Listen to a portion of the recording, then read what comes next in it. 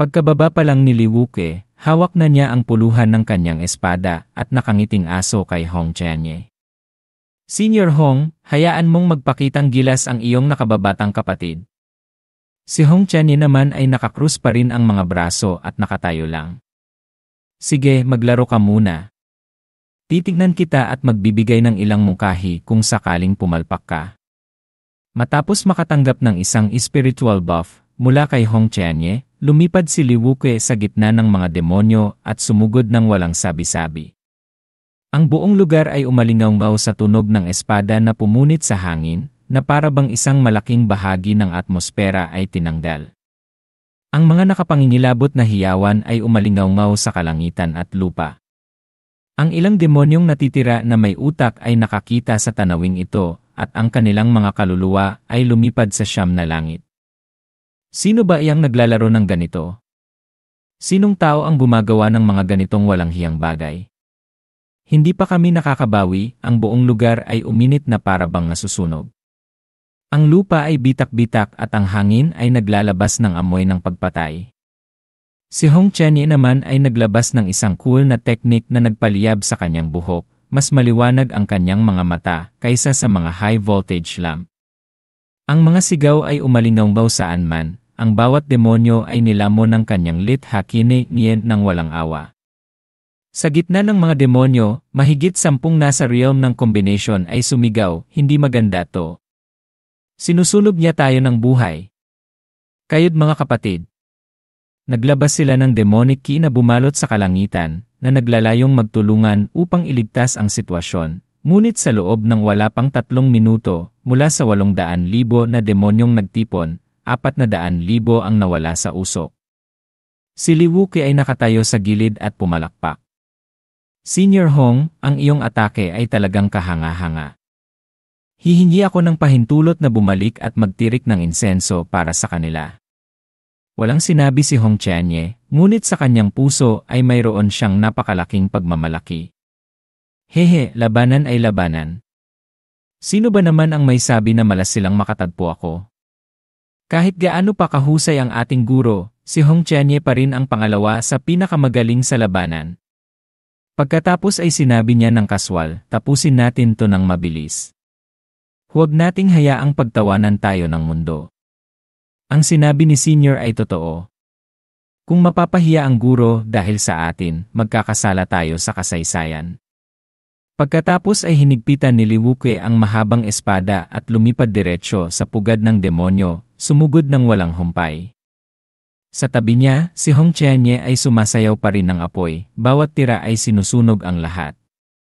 Ang dalawa ay nagtulungan ng walang kahirap-hirap tulad ng isang pares ng mga masasamang Diyos, na naging dahilan upang ang mga demonyo ay mamatay bago pa man sila makasigaw ng, ayaw na namin.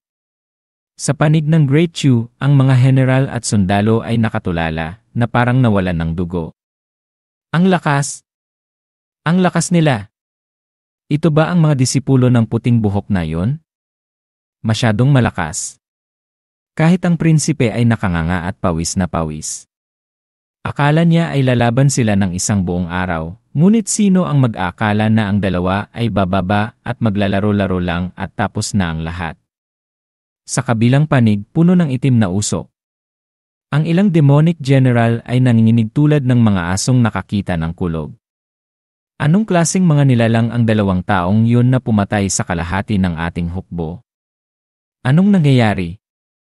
Hindi pa man ako nakukuha ang aking mga armas, 400,000 na ang namatay. Sumigaw naman ang isa, siguradong umupa ang Great Chu ng mga eksperto. Ngayon ay lumabas sila upang iligtas tayo. Kung hindi natin sila pakikitunguhan, mababigo ang ating plano. Isa pa ang sumabat, hindi mahalaga kung sino sila, ang plano nating sakupin ang Eastern Region ay hindi maaaring mabigo. Kung mabibigo tayo, pagtatawanan tayo ng ibang mga tribo. Naghihintay silang magsimula tayo upang manalo ng mga karapatang magsalita. At pagkatapos ay 1-0 itim na figura ang lumabas mula sa itim na usok, ang bawat isa ay nakasuot ng iba't ibang mga sandata na may simbolo ng Lushai. Bawat isa sa kanila ay may iba't ibang uri ng mga armas, mahabang espada, hubog na espada, nunchaku, mace, at bi. Ang itim na ki ay umaalimbukay tulad ng isang tsunami. Lumingon din si Hong Qianye upang tumingin sa direksyon kung saan nagpapakita ng ulo ang mga demonic general. Ang mga sulok ng kanyang bibig ay yumuko sa isang malamig na ngiti. Oh! Oh! Oh! Masaya to, ang mga huling boss ay nagpapakita na ngayon. Alam din nila na hayaan muna akong lumaban hanggang sa magsawa bago sila pumunta para magsilbing suporta. Sa lalong madaling panahon, sa kalangitan, hindi ulap ang lumitaw, kundi 10 malalaking figura na naglalabas ng madilim na ki. Lahat sila ay demonic generals sa realm ng Great Ascension. Isang lalaki na may mainitin ang ulo na may hawak na malaking itim na sibat na kasing laki ng post ng bahay ay sumugod sa 2 tao. Kumain kayo ng paghihirap. Mga bata. Si Li Wuke naman ay hindi lamang hindi natakot kundi nagniningning pa ang mga mata na para bang nakahanap ng ginto. Mabuti, susubukan ko ang aking mga kasanayan. Pagkatapos ay iwinasiwas niya ang kanyang espada at bumagsak, na pinuputol ang mga sound wave at pumunit pa sa spatial dimension at damdamin. Ang espada ay dumiretso sa mukha ng lilang buhok na demonyo, na pinuputol ang malaking sibat na kanyang hawak sa 2 piraso na para bang pinuputol ang toothpick. Sumabog ang isang butas ng dugo sa kanyang dibdib. Ang loob ng demonic general ay nabigla. Ano to? Ang mga taong nasa realm ng combination ay hindi man lang kumurap habang pinapalo ako. Mali ba ang libro ng pagsasanay na pinag-aaralan namin? Ngunit bago pa man siya makatakbo, iwinasiwas ni Li Wuke ang kanyang pangalawang espada. Ah, hindi ka pa pala patay. Paumanhin, huhugutan kita ng isa pa. At sa gayon ang pangalawang espada ay lumabas, mas malakas pa kaysa sa una. Ang tunog ay parang kulob na dumadagundong sa kalangitan. Bago pa man makaiyak ang demonic general, naging alikabok na siya, na tinanggal sa sistema ng mga nilalang. Ang 9 na demonic generals na natitira ay nakatayo tulala, ang kanilang mga bibig ay nakabukas ngunit walang tunog na lumalabas. Ano to, Nay? Isang tao lang sa realm ng combination ang pumutol sa isang Great Ascension realm para maging pulbos. Sa loob ng libu-libong taon, hindi nakapagbigay ng isang anak ang Minyuan, ngunit ngayon ay nakatagpo tayo kaagad ng 2. Sa panig naman ng Great Chu, mula sa prinsipe hanggang sa mga general, lahat sila ay nagtahimik, ang kanilang mga bibig ay nakabukas at tanging ang isang paungusap na lamang ang kanilang nasabi, ang lakas. Napakalakas! Si Li Wuke ay masayang sumigaw at iwinasiwas ang kanyang espada upang sumugod sa mukha ng susunod na demonyo nang walang anumang pag-aalinlangan. Ama niya, ang pagputol nito ay napakasarap. Sumigaw din ang demonyong may hawak ng trident. Sa kabilang panig, ang isang pangkat ng mga demonic general ay hindi rin nagpahuli na naglabas ng mga atake na parang takot silang hindi malalaman ng sinuman kung sino sila. Ang demonic ki ay tumaas sa kalangitan, na bumabalot sa buong tagpo na parang isang bagyo noong Hulyo. Sa una ay masigasig pa sila, ngunit nang makita nila ang 9 na daloy ng masamang enerhiya na pumapalo sa kanilang mga mukha na parang latigo, napagtanto ni Li Wuke na nagpakita na siya ng masyadong maraming lakas ng loob ngayon.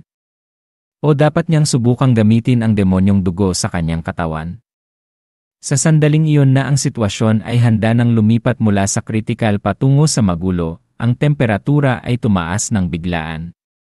Isang asul na apoy ang lumitaw at winasak ang mga demonyo na parang basura.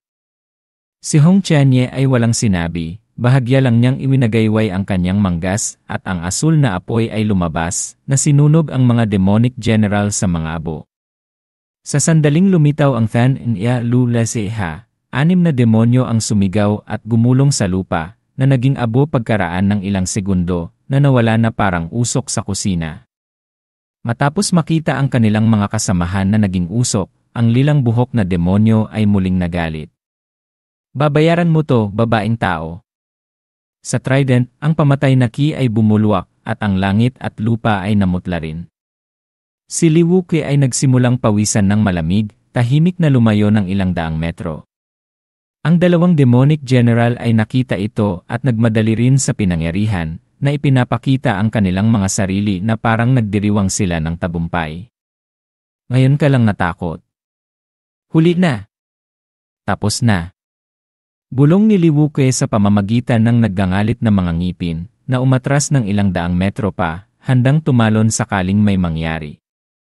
Ngunit pumasok din si Hong Qianye sa larangan ng digmaan nang hindi nangangailangan ng background music. Umalis kayo o maghanda kayong mamatay, kayong mga basura.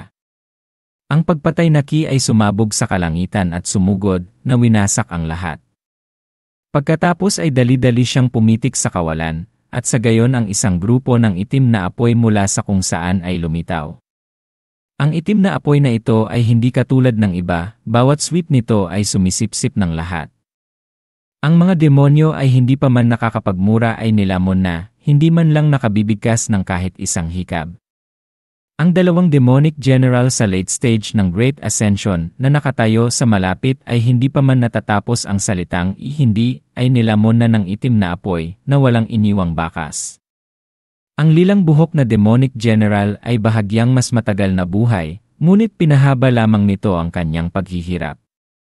Nagwasiwas siya ng sibat ng walang taros, naglalabas ng isang bunto ng kulay abong kidlat na akala niya ay napakahusay, ngunit hindi inaasahan na ang kidlat ay hinihigop ng itim na apoy nang hindi nag-iwan ng kahit isang strand ng usok.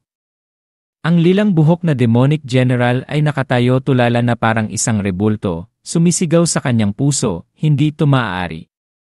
Sa sandaling ito na lang siya natakot at nagsimulang maawa sa kanyang sarili. Agad siyang tumalikod at nagplano na umalis, ngunit huli na para tumakbo sa pagkakataong ito. Hindi lamang nito kinakain ang laman, kundi pati na rin ang kaluluwa, kumakain hanggang sa mga alaala ng pagkabata. Ah! Sumigaw siya ng ilang beses at sa gayon ang lilang buhok na demonic general ay naging aburin, tapos na ang pelikula sa ilang sandali. Ang mga demonyong natitira ay hindi na kailangang sabihin. Nahulog sila sa isang malungkot na eksena kung saan hindi sila makatakbo o makapagtago. Bawat sweep ng itim na apoy ay winawasak ang lahat. Sa pagtingin sa larangan ng digmaan, tanging ang hangin na lang ang umiihip na nakakapangilabot sa likod. Sa sandaling ito, ang ekspresyon ni Hong Qianye ay dahan-dahang lumuwag at nagpakita ng isang malamig na ngiti. Ang mga basurang langgam ay nangahas ding ilabas ang kanilang mga ulo. Pagkatapos ay tumingin siya kay Liwuke, na nagpapanggap pa rin na nag-isip ng malalim at walang sinasabi, at umalis.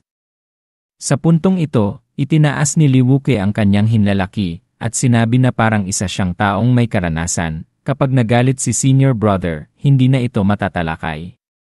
Walang makangahas na magsalita sa parehong realm. Tunay na isang tunay na disipulo ng guro, iba talaga. Matapos sabihin ang isang desenteng pangungusap, ang kanyang mga mata ay nagningning. Hehe, ngunit kung magkaroon ng pagkakataon na magdebate, gusto ko ring subukan ang laban para malaman kung sino ang unang sisigaw. Biglang nanlamig si Hong Qianye at lumingon ng napakabilis, nakita niya si Liwuke na tahimik na sumusunod sa kanyang likuran, mahigpit na nakahawak sa kanyang espada. Tumigil siya saglit at bumulong sa kanyang sarili, siguro namamalikmata lang ako. Anong klaseng od ang napakatigas?